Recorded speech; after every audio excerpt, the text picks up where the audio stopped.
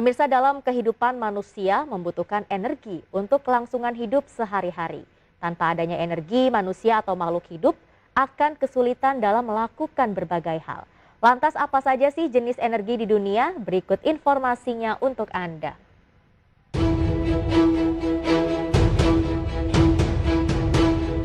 Energi merupakan sesuatu yang bersifat abstrak dan susah dibuktikan, akan tetapi dapat dirasakan keberadaannya. Secara umum banyak pula yang menyebut energi atau tenaga yang dapat digunakan dalam berbagai proses kegiatan. Dalam kehidupan manusia membutuhkan energi untuk kelangsungan hidup sehari-hari. Tanpa adanya energi, manusia atau makhluk hidup lainnya akan kesulitan dalam melakukan sesuatu. Energi dibagi menjadi dua, energi terbarukan dan energi tak terbarukan. Sebagai kekuatan utama dalam kehidupan, energi memiliki berbagai macam bentuk yang dimanfaatkan dan bekerja sesuai dengan kebutuhannya. Energi terbarukan adalah energi yang diperoleh dari sumber daya alam bumi yang tak terbatas dan tidak pernah habis. Sejumlah contoh dari energi terbarukan ialah sinar matahari dan angin. Umumnya, energi terbarukan ini merupakan alternatif energi yang menggunakan bahan bakar fosil dan tidak membahayakan untuk lingkungan. Energi tidak terbarukan ialah energi yang diperoleh dari sumber daya alam yang melalui proses pembentukan selama ratusan tahun. Dan apabila energi ini habis, maka memerlukan waktu yang lama untuk dapat menggantikan energi tersebut. Dalam hal ini contoh energi tak terbarukan ialah gas alam, minyak bumi, dan batu bara. Lantas sejauh ini bagaimana pengelolaan energi di tanah air dan apa dampak yang bisa ditimbulkan jika sumber energi di dunia habis? Saksikan pembahasan selengkapnya dalam ID Expert Session Closing.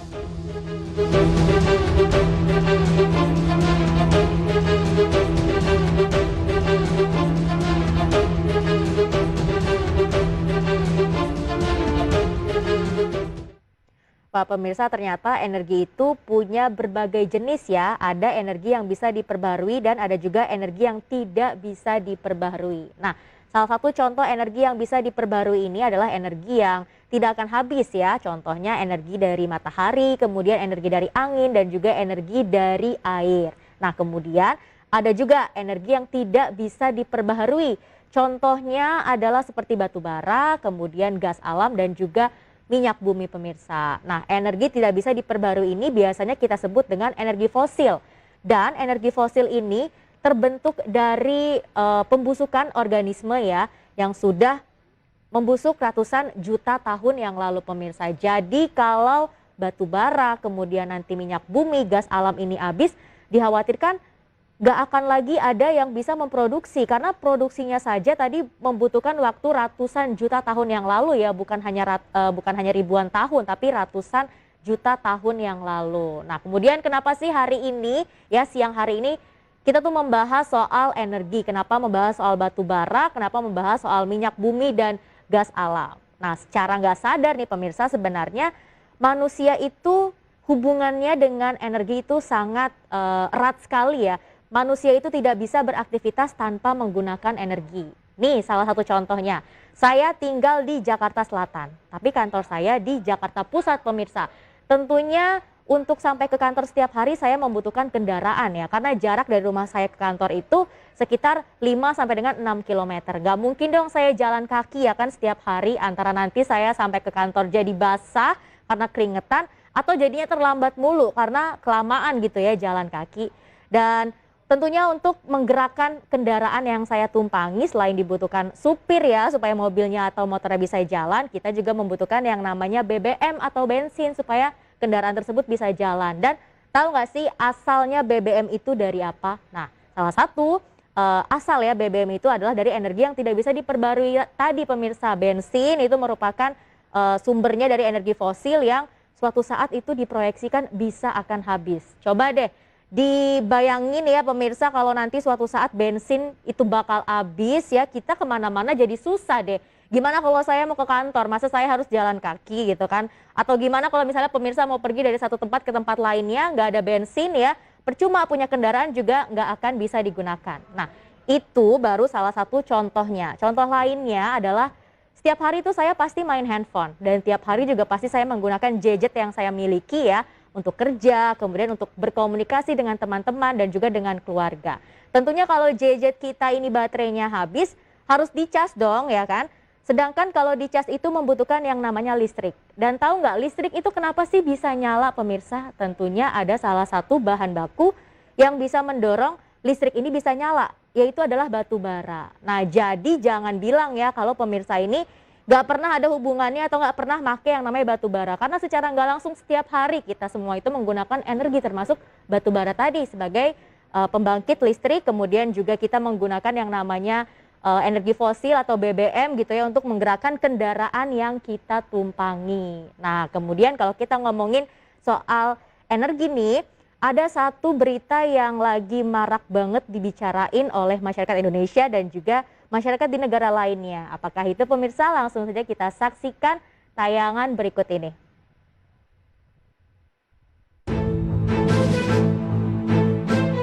Bentley milik Cristiano Ronaldo terlihat menjadi salah satu korban kelangkaan BBM di Inggris. Sudah antri hampir 7 jam lamanya, tetap saja tak kebagian bensin.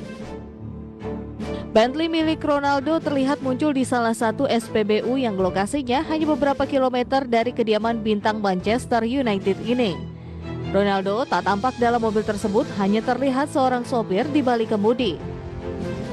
Dalam setidaknya sepekan terakhir, Inggris memang tengah dilanda kelangkaan BBM yang kronis. Antrian kendaraan terlihat mengular di beberapa SPBU di berbagai kota. Kelangkaan ini terjadi karena Inggris kekurangan tenaga kerja sopir truk pengangkut BBM. Ini terjadi karena pandemi virus COVID-19 dan diperparah dengan keluarnya Inggris dari Uni Eropa atau Brexit. Beberapa pekerja sopir truk angkutan BBM dan truk-truk pengangkut komoditas lain ternyata banyak yang datang dari negara-negara luar Inggris Raya. Saat Brexit berlaku, Inggris kekurangan tenaga kerja pada sektor-sektor ini. Untuk mengatasi kelangkaan BBM yang disebabkan terhambatnya distribusi, pemerintah Inggris kabarnya akan menurunkan armada militernya. Berbagai sumber IDX Channel.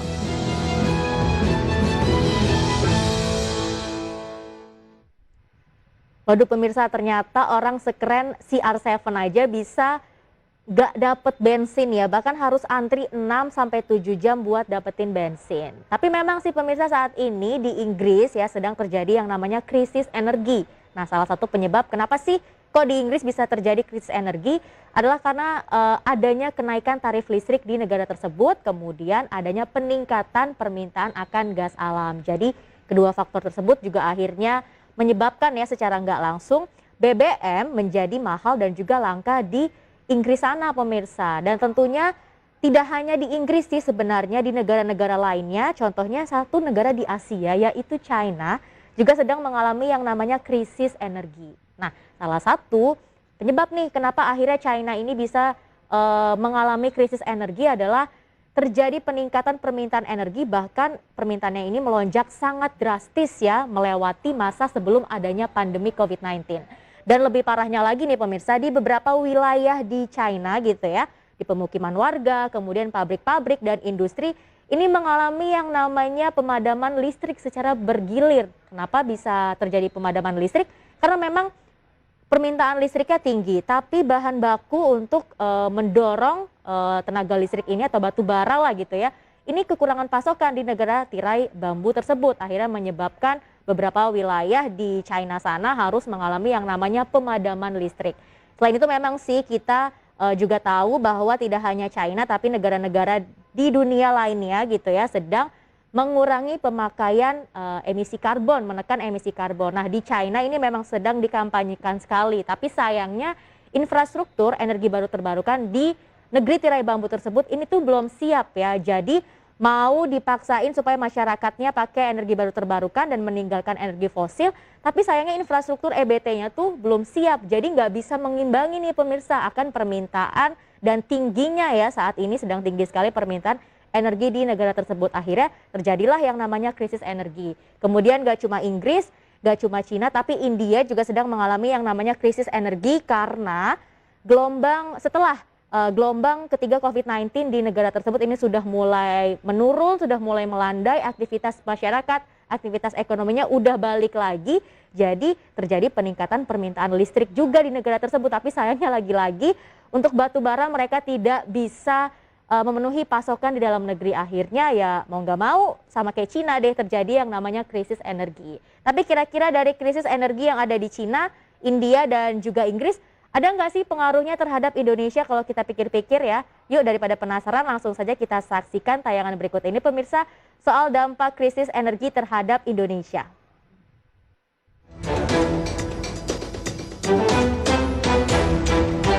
Krisis energi yang terjadi pada beberapa negara di dunia seperti Inggris, China, dan India dapat memberikan dampak terhadap Indonesia, baik itu dampak positif maupun negatif.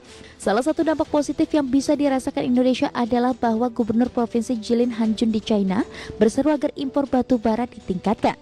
Langkah yang diperlukan harus diambil untuk meningkatkan impor batu bara dari Rusia, Mongolia, dan Indonesia.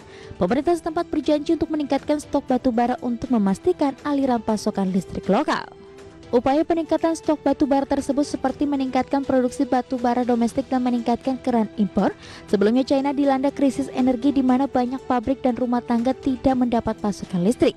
Penyebab krisis energi di China yang terjadi saat ini utamanya disebabkan karena raksasa energi China kehabisan stok batu bara.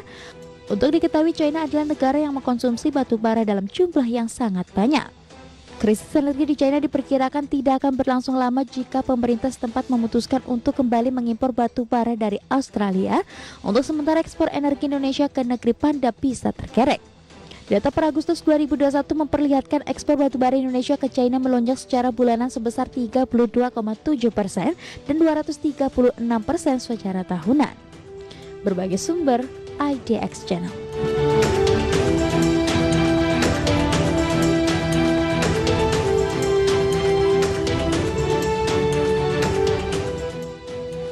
Wah pemirsa, ternyata dampak krisis energi di China ini bisa menjadi satu hal yang positif bagi Indonesia karena bisa mengerek permintaan ekspor batubara yang ada di dalam negeri sendiri, karena memang China ini juga merupakan salah satu negara tujuan ekspor terbesar bagi Indonesia. Pantesan aja nih pemirsa, beberapa waktu lalu hingga saat ini mungkin harga saham di emiten batubara gitu sempat melonjak naik. Jadi udah pada punya apa belum nih pemirsa? Dan ternyata salah satu faktornya adalah meningkatnya harga batu bara secara global saat ini dan juga beberapa waktu lalu. Tapi jangan senang dulu karena krisis energi di China juga bisa menimbulkan dampak yang cukup buruk terhadap Indonesia. Nah, meskipun ekspor batu bara kita jadi bisa lebih banyak lagi, lebih tinggi lagi jumlahnya dan sisi volumenya juga lebih tinggi, tapi untuk ekspor-ekspor yang lain ini cenderung akan tertahan pemirsa. Karena tadi ya saya sudah jelaskan, industri dan juga pabrik-pabrik di China itu sempat terhenti, sempat terkontraksi kinerjanya karena memang nggak ada kecukupan listrik gitu ya. Nah kalau industri dan pabrik-pabrik di China ini nggak bisa beroperasi, akhirnya kinerja ekspor Indonesia contohnya seperti besi, baja, kemudian komoditas lainnya juga akan terhenti lagi-lagi karena China ini merupakan salah satu negara tujuan ekspor terbesar bagi Indonesia. Dan dampak negatif lainnya dari adanya krisis energi adalah kalau harga energi di dunia atau secara global ini sedang naik gitu ya. Ingat loh, Indonesia saat ini masih melakukan impor minyak untuk memenuhi kebutuhan di dalam negeri. Kalau misalnya harga minyak ini jadi mahal banget, ada kemungkinan minyak di dalam negeri ya ketika kita impor itu juga harganya jadi naik kemudian jadi langka. Kalau minyak itu minyak mentah gitu ya jadi langka, keberadaannya di dalam negeri, BBM contohnya juga jadi langka. Ujung-ujungnya kita juga pemirsa yang susah. Masa kita harus jalan kaki gitu ya kemana-mana, atau mungkin kita harus naik kendaraan umum, tapi sayangnya kendaraan umum di Indonesia ini juga belum memadai gitu, belum bisa memberikan fasilitas atau kenyamanan bagi masyarakat. Jadi itu juga bisa menjadi salah satu dampak negatif dari adanya krisis energi yang terjadi di beberapa dunia untuk saat ini. Kemudian kalau tadi China, India dan juga Inggris sedang mengalami krisis energi, Indonesia sebenarnya gimana sih soal ketahanan energinya? Apakah memang Indonesia ini juga rapuh soal ketahanan energi? Atau mungkin sebaliknya nih, ketahanan energi di Indonesia ini tidak perlu diragukan lagi karena mungkin di tahun-tahun berikutnya Indonesia pasti bisa selalu memenuhi kebutuhan energi di dalam negeri. Nah langsung saja untuk informasi selanjutnya pemirsa kita saksikan tayangan berikut ini.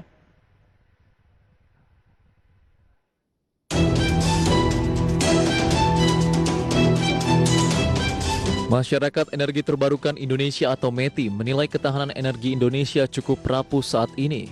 Kebutuhannya sangat bergantung pada energi fosil yang jumlahnya terbatas, sebagian besar energi primer tak mampu dipenuhi dari dalam negeri.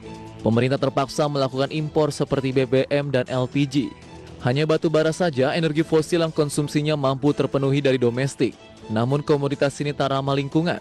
Sebagian besar dialokasikan untuk bahan bakar pembangkit listrik tenaga uap atau PLTU yang berkontribusi besar terhadap peningkatan emisi karbon.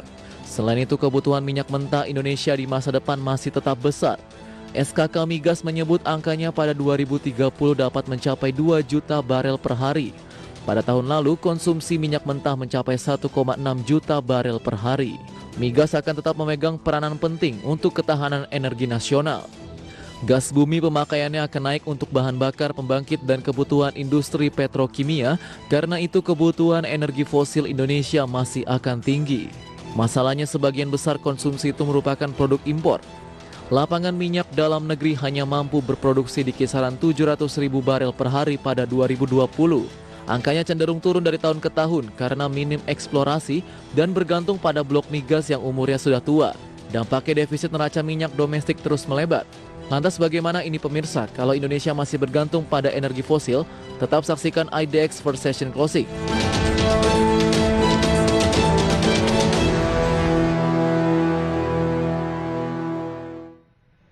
Wah pemirsa, ternyata soal ketahanan energi di Indonesia ini juga masih cukup rapuh karena Indonesia masih sangat bergantung terhadap energi fosil. Dan memang salah satu solusi untuk mengurangi penggunaan energi fosil adalah dengan penggunaan energi baru terbarukan ya. Contohnya seperti PLTS atau energi yang berasal dari tenaga surya atau matahari. Kemudian PLTB atau energi yang berasal dari air, dan juga PLTA yang berasal dari tenaga angin. Nah, itu adalah energi yang memang bisa diperbaharui, jadi tidak akan habis begitu pemirsa. Dan sayangnya untuk infrastruktur EBT di dalam negeri sendiri, ini masih mahal dan masih pembangunannya belum begitu memadai. Nah, salah satu bukti ya bahwa EBT ini penggunaannya masih sangat